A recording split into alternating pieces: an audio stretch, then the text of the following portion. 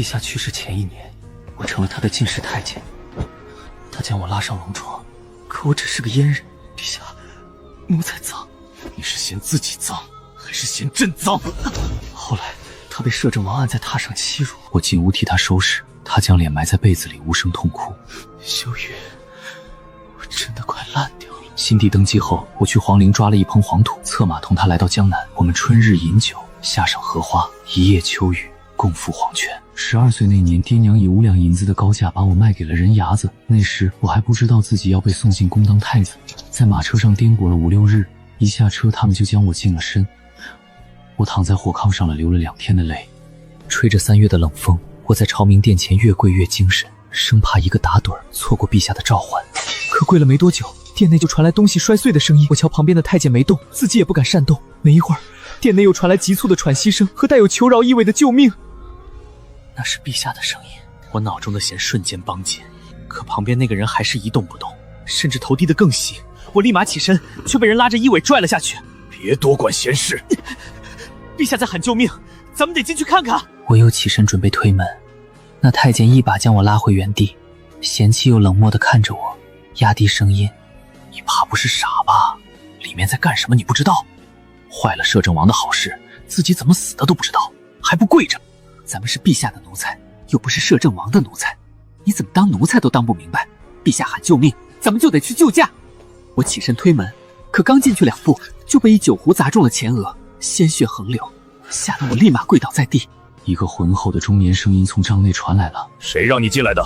还不快滚！”这应该就是那个太监说的摄政王。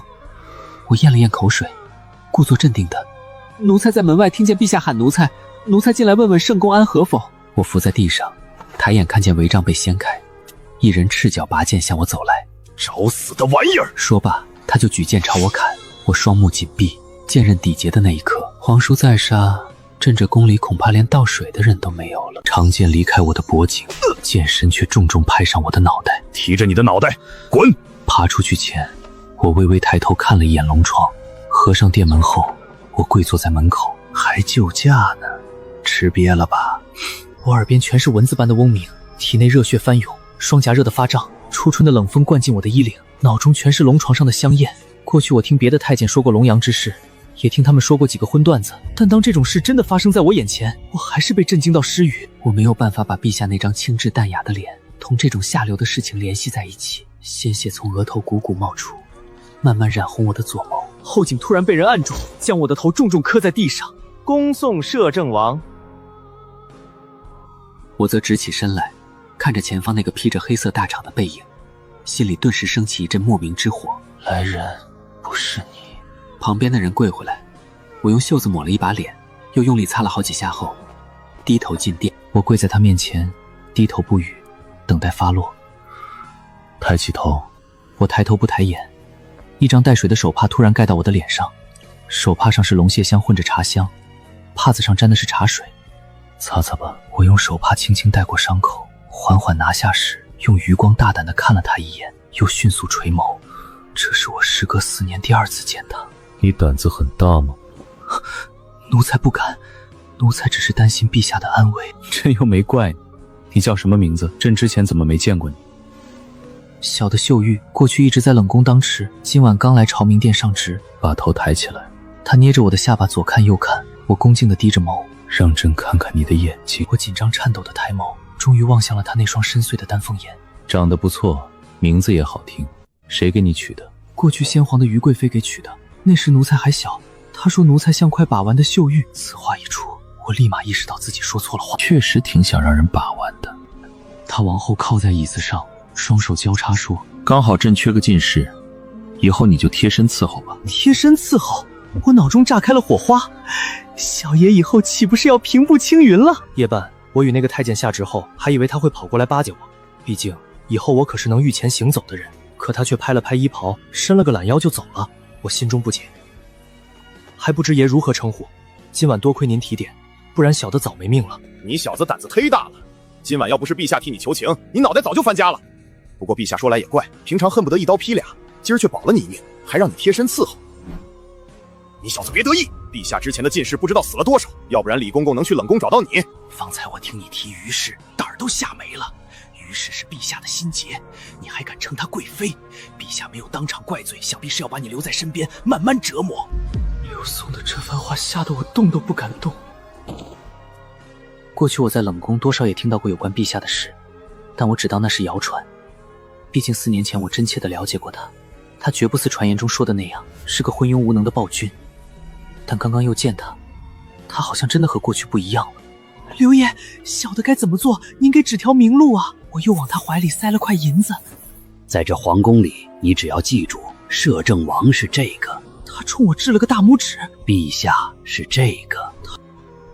刘松的话吓得我一晚上没睡好，本以为是时来变转，没想到依旧厄运缠身。第二天，我战战兢兢地去内务府找李公公报道，换了身新衣服后就往朝明殿赶。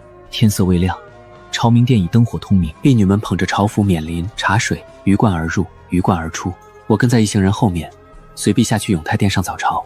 我站在玉台下，斜眼看见陛下正靠在龙椅里歪歪扭扭地坐着。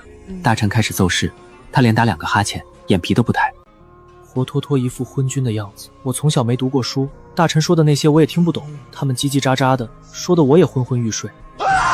倏然间，一声惨叫在殿内响起，我被吓得一激灵，一睁眼，陛下正拿着剑在殿内砍人。那剑卡在了一位大臣的颈骨中，他费劲抽出，头颅落地，但下身依旧跪得笔挺，鲜血尽数落在龙袍上。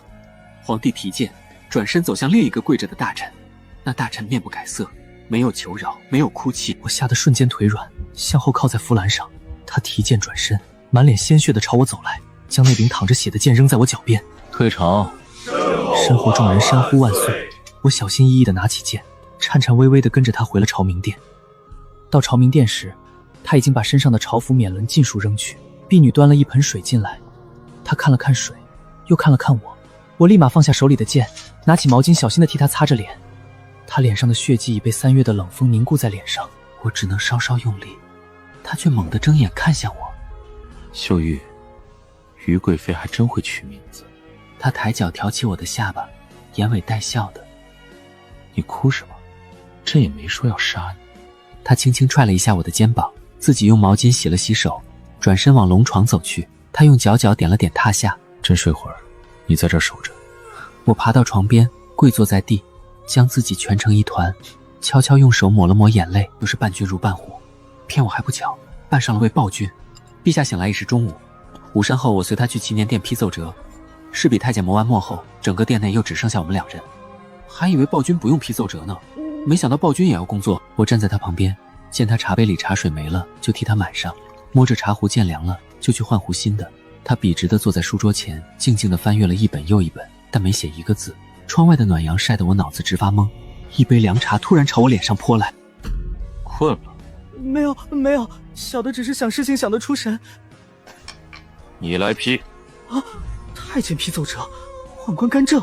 陛下，小的不识字。无妨，在奏折后画圈就行。晚上我伺候他沐浴完，准备俯身告退，他一把将我拉进帷帐，一手捏着我的下巴，一手摸向我的下腹。我用手推他，他却抓住我的手按到头顶，狠厉地盯着我的眼睛。怎么，刚才不是看得很大胆吗？不想把我扒光，躺在床上仔细看。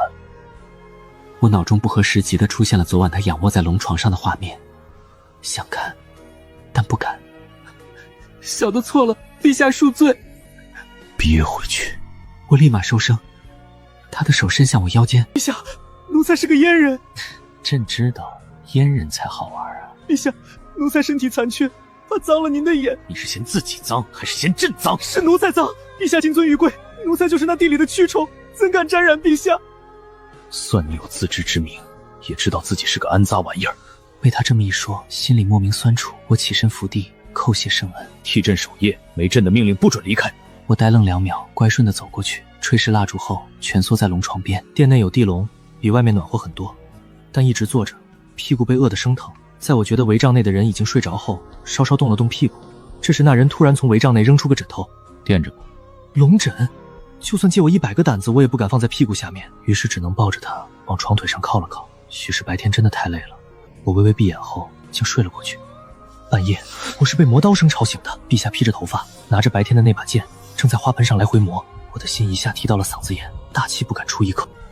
他磨了一会儿后，冲着空气挥了几剑，然后又扔掉剑，脚步踉跄地往后退去。将自己藏在柱子和墙的夹缝中间。我爬过去，发现他的眼睛似睁非睁，像梦游一般。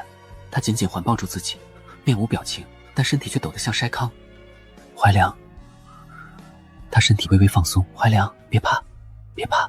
我伸手轻抚着他的背，直到他安定下来，才弯腰拉住他的手，牵着他往床边走。他的腿碰到床沿，竟笔直地朝床上倒下去，顺带揽着我的脖子一起倒了下去。我的身体陷进柔软的被褥，思绪也陷进了那个绵软的夏天。我那时还是个小侍童，在御花园偶遇刚攻1个月小的给贵人行礼。莫贵，我不过是陛下的书童。书童？那你岂不是每天都能看见陛下？你呢？你是哪个宫里的小太监？我当时对太监的这个身份并没有认同感，不，应该说十分排斥。我才不是太监呢，我是御膳房赵大厨的亲徒弟。你是刚进宫吗？对，刚来3个月。我也是，刚来1个月。在宫里生活感觉怎么样？很好啊，有白面白米，偶尔还能吃上肉，衣服也有好几套。你老家在哪儿？江南衢州。是个富庶之地。才不是呢，今年发了大水，地里一点粮食都没有，饿死了好多人。不然我爹娘也不会把我卖，把我送给赵大厨当徒弟。朝廷没派人赈灾吗？没有，县太爷说朝廷也没钱。你不是陛下的书童吗？你帮我给陛下递个话，让他给衢州拨点粮吧。好，我会告诉他的。你叫什么名字？你叫我栓子就行。你呢，小书童？怀良。你觉得宫里怎么样？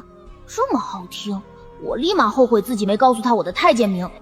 不怎么样，我娘为了让我进宫悬梁自尽，我进了宫后才发现，这里不过是另一个笼子。你娘肯定很爱你，才把你送到了她认为最好的地方。或许吧。身后突然传来急促的脚步声，夏老公公连滚带爬的过来，抓住怀良的胳膊。祖宗啊，你怎么跑这儿了？摄政王还等着你上朝呢！万岁恕罪！我赶紧将刚刚摸他脑袋手藏在身后，抱着小白跪地磕头，直呼万岁恕罪。怀良被拉出去没几步，又拐了回来。小山子，朕以后会当个好皇帝，你也要当个好厨子。